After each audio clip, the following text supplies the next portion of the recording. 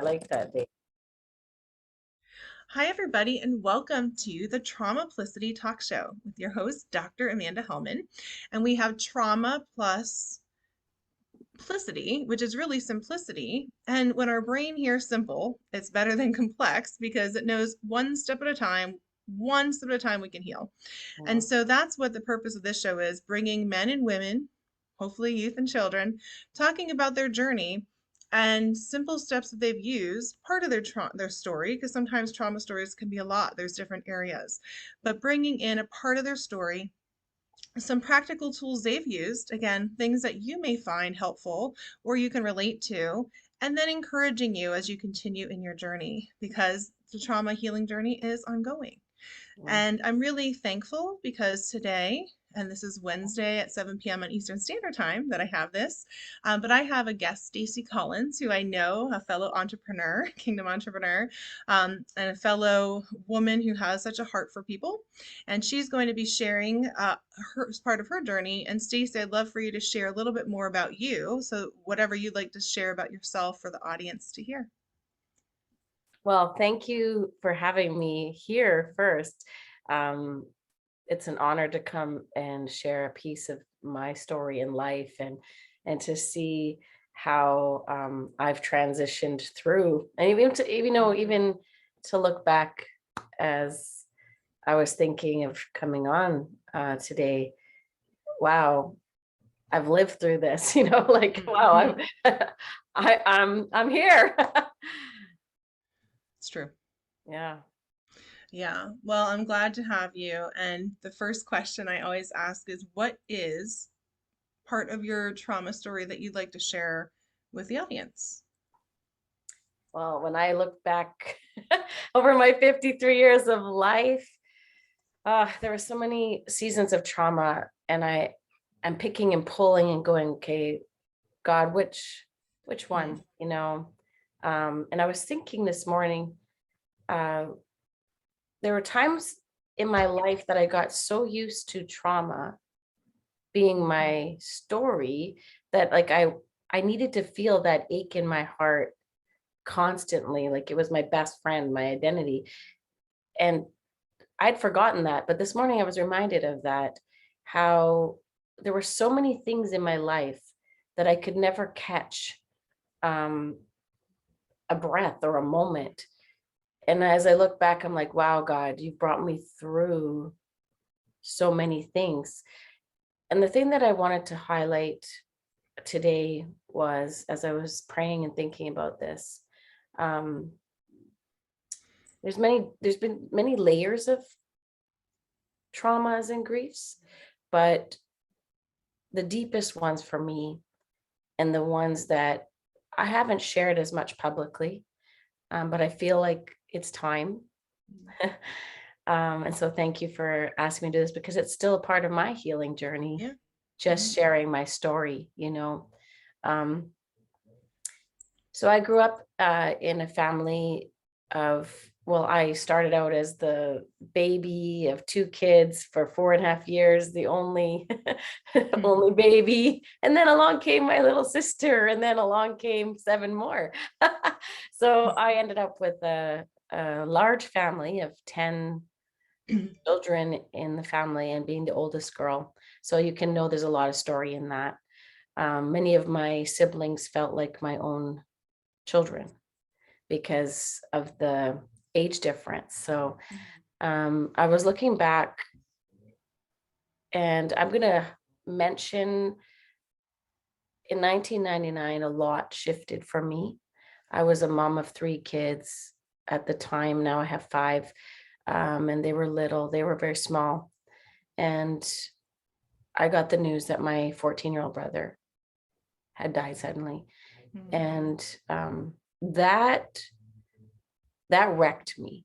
That was that was a 10-year journey of Wow. healing, Mhm. because I didn't know this at the time, but that's what they say. You might know this more even than me, but that everything that I'd never dealt with, I was 30 at the time, um, accumulates together and all becomes one big ball of trauma.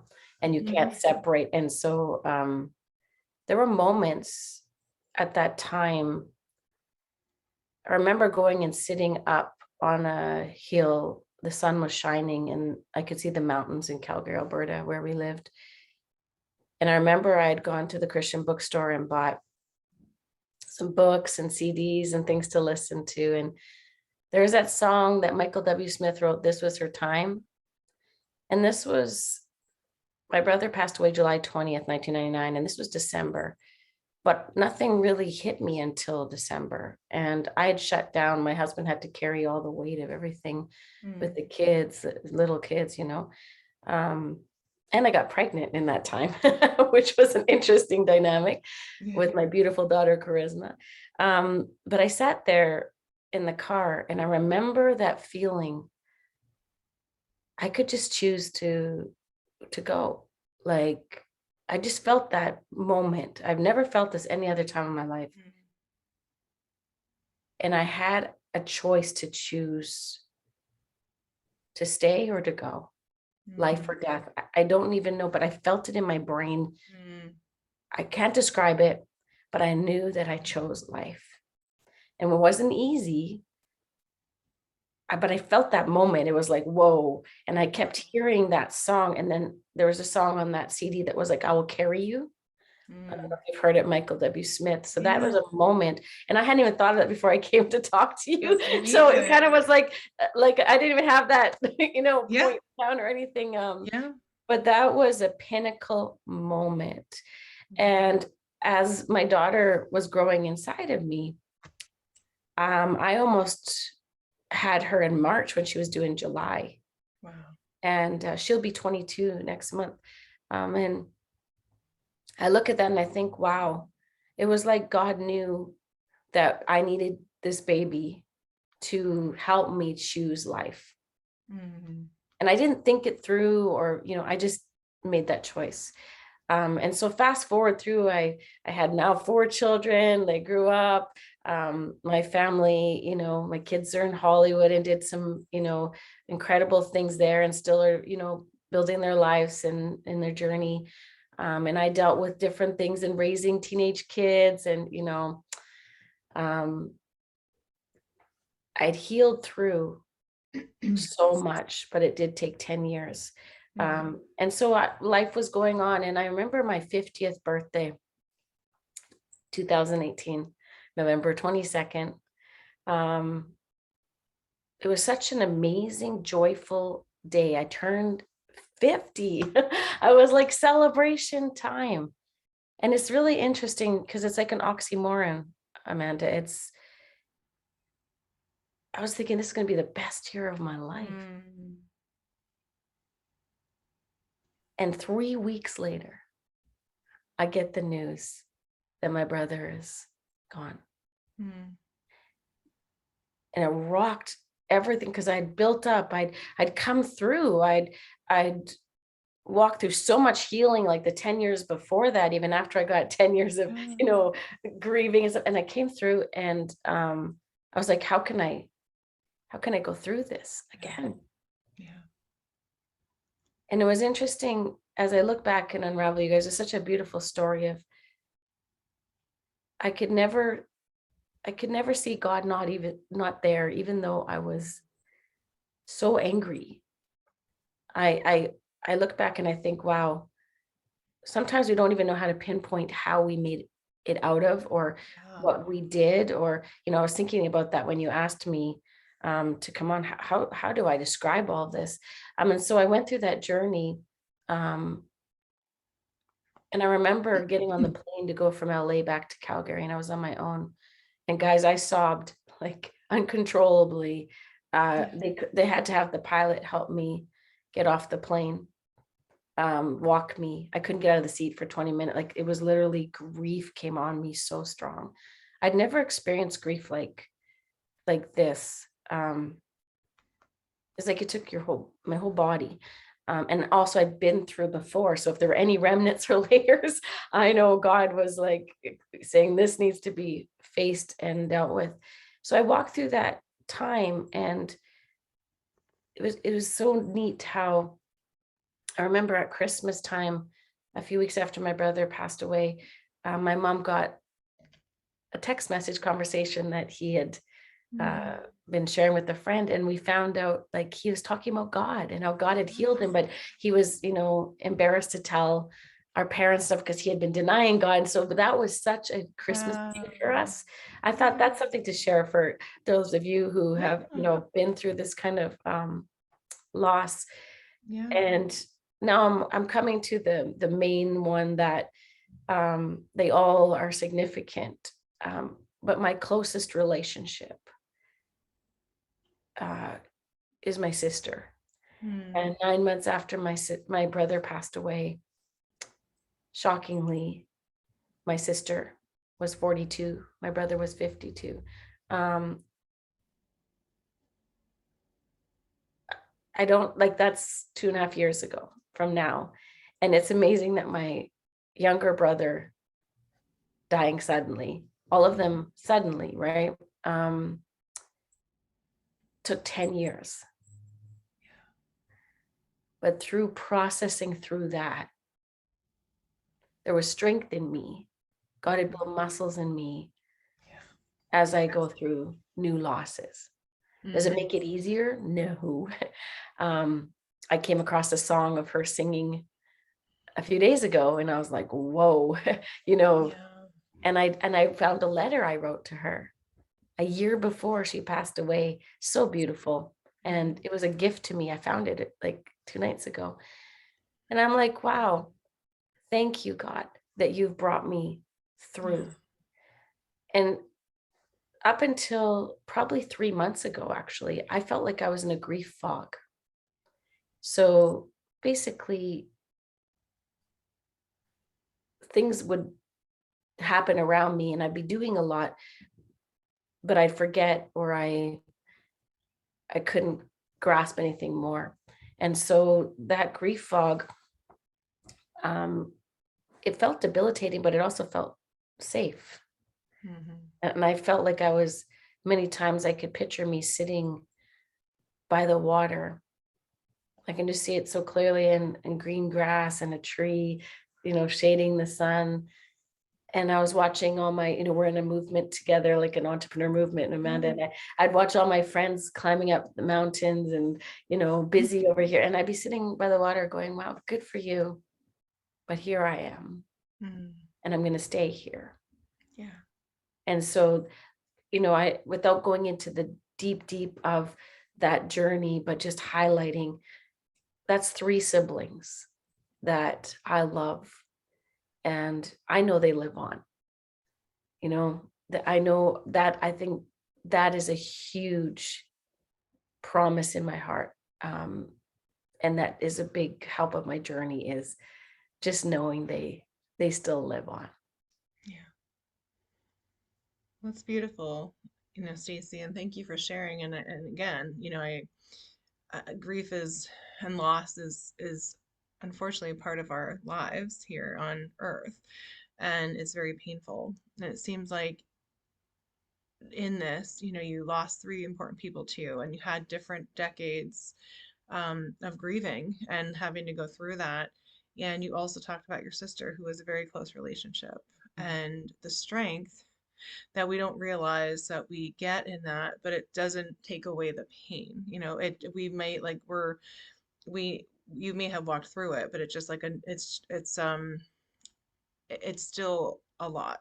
Yeah. And I, just hearing that and hearing your story, and thank you for sharing, and sorry for your losses, because it's Thank you. never ever easy. These are, yeah. Easier, I know. It's never easier or easy. Um, but for people listening, that there's a lot of grief, and I think sometimes for you, when people share their grief stories, you have this great compassion because you have lived it. And we all have different people pass away, but yours is that you've had siblings pass away, and people close to you, and we Mhm. all have, but you can relate to people who have been like one person after another or in that stage. And I feel like that is hopefully some of the parts of your story that God's, building you and equipping you to be able to walk with other people with that broken heart. And I feel like grief is a way we can all relate, but it's the hardest thing to relate to because it's harder to share our grief. Mhm. And I think the other profound thing you talked about was when you were sitting by the water Mhm. and different people were starting to do different things. But some of the biggest things we can do is sit by the water. Mhm. Jesus sat a lot. He sat a lot and he gleaned from God. And I think we forget because like we want to go, but it's like just God's like was doing something in you, that internal strength. And I think there's merit in that when we go, but there's such a huge thing about being that pillar inside, Mhm. even when we're doing things, but like you were being. And Yeah. being is so incredible because it's like you are, then you do. And I think you were, God was showing you something. So you weren't moved. You said, I'm sitting here. This is what I need to do right now. Mhm. And sometimes we can get moved from other people or try to move into it, but you sat and you allowed God to do what he was doing in you, Mhm. and that's faithful. And I was thinking when you shared that of like Anna and like Simeon, like sometimes I think, oh, sitting there and praying all day, like is Anna, right? The prophetess, like, or I think it was Anna, hopefully, but she like waited her whole life after her husband died, and she was in the church praying and interceding until Jesus came. Is that Hannah? And the, Hannah, huh? right?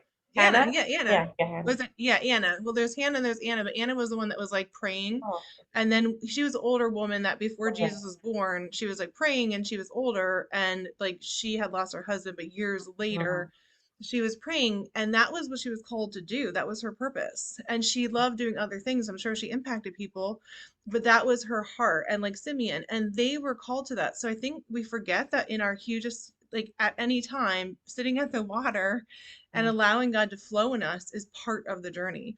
And I think you just are sharing that so people who might be listening and we're like, oh, I have to do this. Like it's part of the journey to just sit and feel our grief at times. And we don't, and I thank you for sharing that because that stood out to me. It stood out to me that he was filling you and he was saying, yeah, just sit with me and let me put my healing balm through you.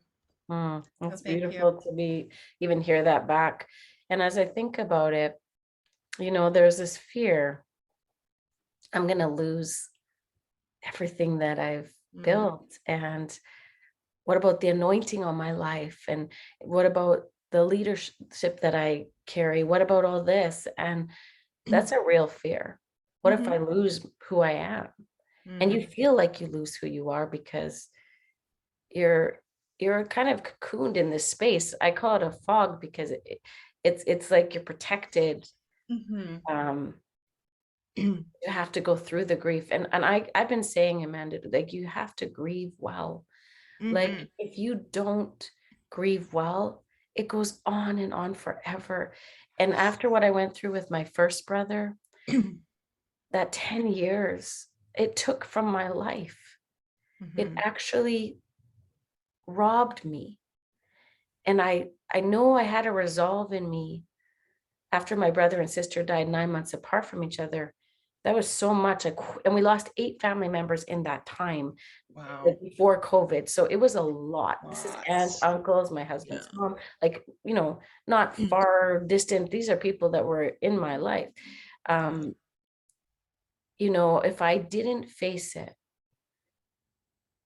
I knew it would go on and on and on.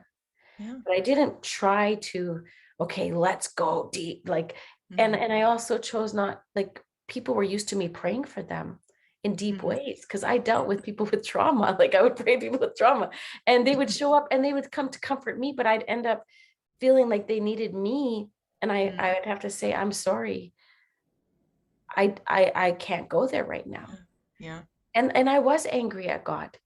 Like I was like, why? I kept asking why. Mm. And I remember God saying to me, I remember so clearly, he said, Stacey, you have to stop asking why Mm.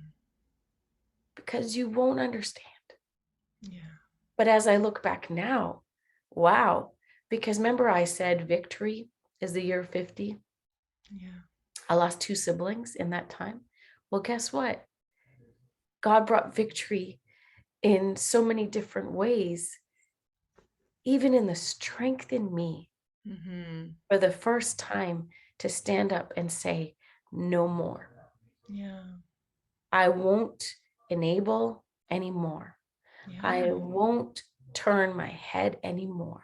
Hmm. I won't stand aside when someone needs help, but I don't want to offend no Hmm. more. And that was huge for me. That was, I could never have done that on my own. I was the nice person, the sweet person, the one everybody trusts, the one everybody wants to come to. Hmm. Hmm. And I had to change and stand up and use strength that I didn't even know I had. Hmm. That's powerful.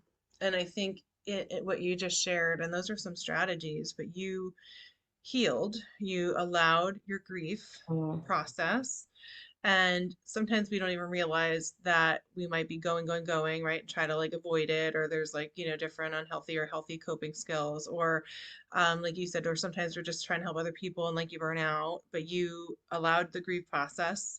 And sometimes people don't know how to even stop it. It's like a plug that keeps going. Like that was most of my life. I'm like, oh, I'm crying all the time. I don't know how to get rid of it, but I'm crying, or I didn't. I know how to plug it in. And I think there comes a time like you're grieving and you learn how to do that. And you said you found your voice to say, yeah, like I need this time. I'm not able to help you. I need that support.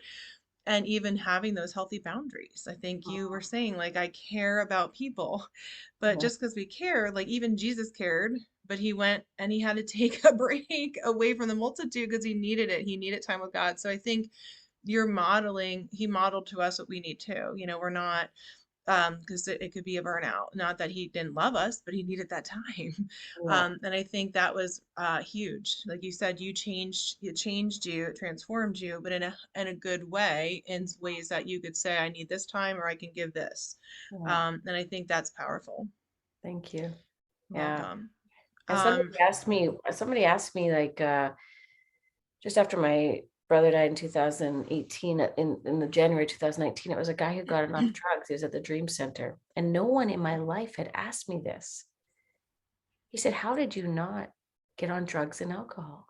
hmm, And I had tears in my eyes, like, because I was like, whoa, hmm, never thought of that, because my life was surrounded by, yeah, people running to, substances yeah, or lifestyle or medication. And yeah, the only thing I could say to him was, God, yeah. Powerful. But God, right? At the oh end of the God. day, Yeah. even though that may have been around us, yeah, but God, had kept you. That's powerful. And even people who are watching, and there may be people who did that because sometimes when we're in that pain, Yeah. we go to things. It could be food, it could be over exercising, it could be under exercising, it could be addiction to people pleasing. There's so many things in that happen. And, so if you're watching, it's not, this is part of the journey, but you may be realizing, oh, you were in pain, like you were grieving. And Mhm. so you know that we care about you, like Stacey too, Yeah. like, and hopefully you can resonate with this, that if you are on that journey and like, oh my gosh, that's what happened, that there's still time. And Mhm. I think Stacey too with the time, because I feel like that's for the people on, like, we're never behind. And I don't know if God's ever told you that. I pray that he does. I Mhm. was sitting in my bed the one time because I could relate to that time thing like years ago, and God wakes me up sometimes, like when I'm right getting up, that's when he speaks to me these big Yeah. things. And I was sitting there, and he's like, you're not behind, because there's things in my life that haven't come to pass yet. And God's like, you're not behind. The society has this, like, you're behind. Like you said, you were nervous. Like, am I everything gonna pass me by? And I feel like God, like sometimes in the process, because there's a quick and then there's a process, and he knows with the process there's wisdom, and he Mhm. knows in the process there's deeper compassion. And even just recently I was like, just going through some different journeys, and I went up for a word because I felt like God was like, I want to encourage you, and the word was like about me getting even deeper compassion. And I was like, okay, I got that word great. too. Yay. I was like, okay, like, and I was really tired that night, right? So I went up, and they're like, oh, just like Jesus on the cross, he was suffering, right? Like, he Wow. just wants to get you going deeper compassion. And I was like, but you know what I'm saying? But like kind of like the time thing, you're like, okay. And like in my head, I was like struggling with the receiving of that. Like, because I was like, okay. And then I was like doing the Job thing. But I'm just saying, like, sometimes Stacey, like when we're in it, we're in the process, but Yeah. God trusts you Yeah. as like a general Mm. of like healing, right? And the deeper our compassion, the deeper like we could become like Jesus, and that's where the healing, the miracles, and everything comes in. So because you've been through so much, like he's just deepening the well in you of Mhm. that compassion. So I just wanted to speak that, I was kind of Yeah. like just And I going want, through. I want to clarify, Oh, when I say that, um, that doesn't make me in a better place. hmm So many people that I love deeply, hmm that's their story. yeah, And I feel it's about knowing the love of God. yeah, And so that's what I would encourage for you, hmm listening to this. I would pray that for you, that yeah, you will know the love of God, because I believe it wasn't just but for God, but it was that somehow I knew He loved me, hmm and I know He loves you. And I know He loves my close family family. people. hmm Um, and I don't understand, even with all I've seen, I don't understand that yeah, pull and that trauma yeah, added to trauma. yeah, Um, because I see it, so it's all around me within my family. So I wanted to touch on that, yes, because ma'am. I never would say, oh, I'm better than, hmm but it's the only way that I can describe that kept me. hmm So I just pray a releasing right now, a blessing of yeah, God's love, hmm that, I even just released a song called Let Me Love You from God. That was a song for me. No matter what you do, no matter where you go, no matter who you be, I mm love you. And that the song is like, let me hold you, let me be with you, let mm me love you here. And yes, that's my heart. And so I didn't want that to be yeah, hmm um, misunderstood, because if you are struggling in that, there's no judgment.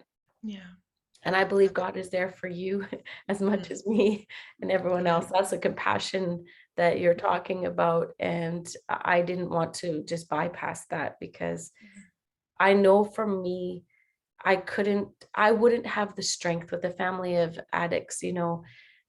It's in me, it's in my genealogy, it's in my family to want to run to something. And so when I say that, it's like, wow, God, like, help me more, and help the others that we love, and for you too hmm as well. Thank you for letting me share that part. yeah, no, thank you. Yeah, and I think that's that clarification, but I think that's powerful is right because the love of God, it there's no separation. He Yeah, just loves us. So thank you, yeah, Stacey, and those of you watching that you receive that impartation that you are loved, that you are valuable. yeah. And yeah, so Stacey, those are some great like strategies, just even how you're processing that. And I know you encourage the audience. Was there one more word of encouragement that you have for the audience that might be watching? Mm. I feel like I'm hearing courage. um Yeah. I believe courage is something birthed within us, Mm. Mhm. that we have already there, that we're created for. And a few weeks ago, I was looking it up, and I was hearing courage is I can, Mm. just I can. And I was thinking about, I think I can, And so I want to encourage you, encourage. Mm. And it doesn't have to be big. This is what this is so profound for me. One of the biggest things for me was getting out of bed Mm. and getting tea. Yeah. And that took courage. Yeah. And it seems so small, but it actually was so huge, because I wanted to stay in bed. I Yeah. didn't want to go on with life. I wanted to pretend it wasn't happening. And if that's you, I just want to encourage you, encourage, Mhm. you know, I said, be right where you're at, like Yeah. just be, but courage to try one little tiny, if it's even a centimeter, right?